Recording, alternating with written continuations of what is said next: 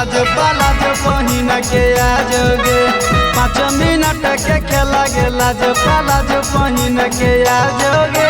मिले के मन करो पतर की मिले जो बसवारी गे मिले के मन करो पतर की मिले जो बसवारी गे 5 मिनट के खेला गेला जो पाला जो पहिन के आजोगे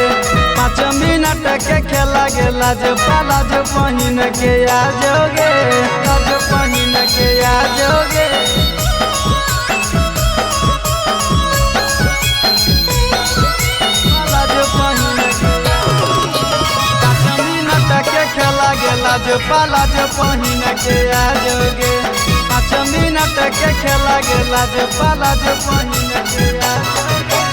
सुन गे छौड़ी हो तो नहीं लेट गे 5 मिनट करे ओरी बैठ गे सुन गे छौड़ी हो तो नहीं लेट गे 5 मिनट करे ओरी बैठ गे 5 मिनट करे ओरी बैठ गे सुन गे छौड़ी हो तो नहीं लेट गे 5 मिनट करे ओरी बैठ गे सुन गे छौड़ी हो तो नहीं लेट गे 5 मिनट करे ओरी बैठ गे कैसन तोहरा मजा आइलो छौड़ी लिए दिए न गे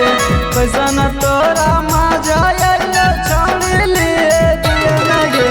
5 मिनट के खेला गेला जो पाला जो पहिन के आजोगे 5 मिनट के खेला गेला जो पाला जो पहिन के आजोगे जो पहिन के आजोगे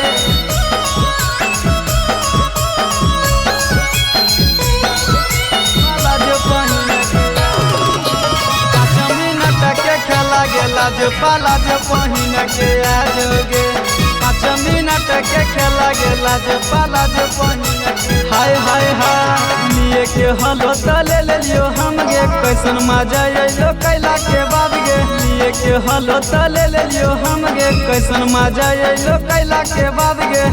मजा आइलो कैला के बाद लिए के हलो तले ले लियो हम गे कैसन मजा आइलो लेला के बाद गे लिए के हलो तले ले लियो हम गे कैसन मजा आइलो लेला के बाद गे दीपिन सचिन साथे रात में टेंशन कुंची के होतो गे